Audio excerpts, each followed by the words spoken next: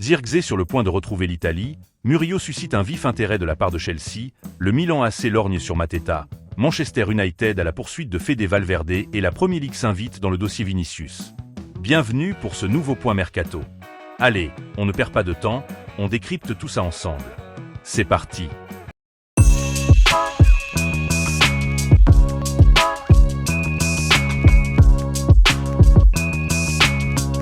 On commence directement sur la canebière.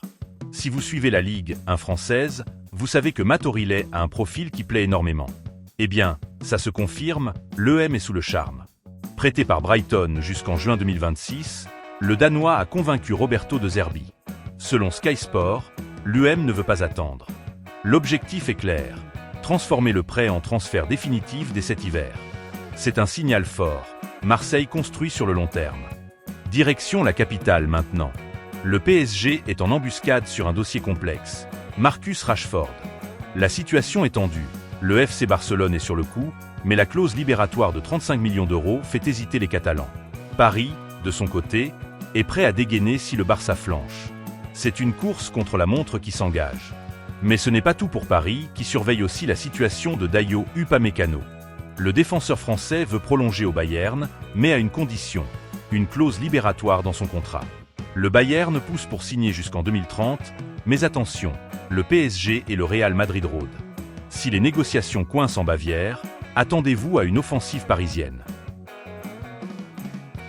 On traverse la Manche pour des mouvements très intéressants en Angleterre.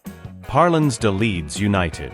Il rêve de faire revenir l'enfant du pays, Calvin Phillips, mais le salaire pose problème. Le joueur de 29 ans, qui n'a joué qu'un seul match cette saison en Carabao Cup, touche près de 9 millions d'euros par an. Leeds est prêt à l'accueillir seulement si Manchester City paye la majeure partie du salaire. Un pari risqué pour Leeds, mais qui pourrait stabiliser leur milieu s'ils remontent. Plus haut dans le classement, ça s'agite pour Iliman Ndiaye. L'ancien Marseillais à la cote. City, Liverpool et Tottenham l'ont ajouté à leur liste. Des discussions préliminaires ont déjà eu lieu. Et en défense, c'est le Brésilien Murillo qui affole les compteurs. Enzo Maresca le veut absolument à Chelsea pour sa capacité à relancer proprement. Mais Arsenal est aussi sur le coup. Sa valeur ? 55 millions d'euros sur Transfer Market. Si Chelsea le signe, leur solidité défensive pourrait changer du tout au tout. Parallèlement à ce dossier, Chelsea insiste lourdement pour Mike Maignan. Le portier de l'équipe de France ne compte pas prolonger à l'AC Milan. Si Maignan débarque en Premier League, c'est un game changé pour les Blues.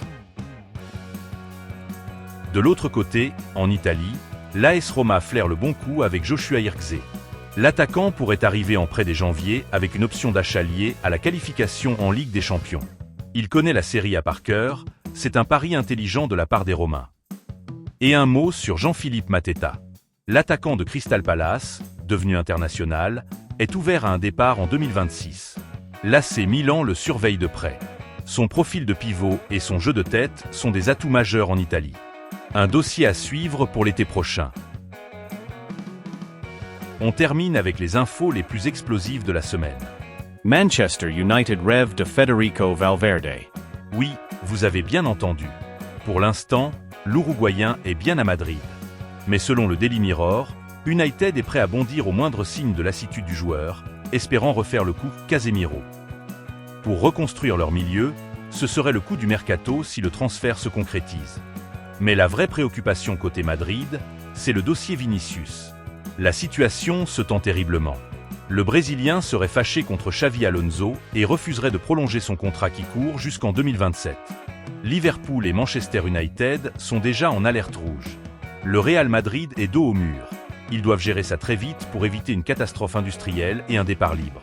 Voilà pour ce tour d'horizon complet.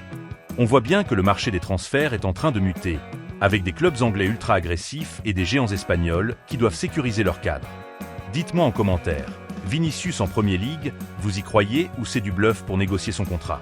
Si vous avez aimé ce décryptage, laissez un gros pouce bleu, abonnez-vous et activez la cloche. On se retrouve très vite pour de nouvelles infos et de nouvelles analyses.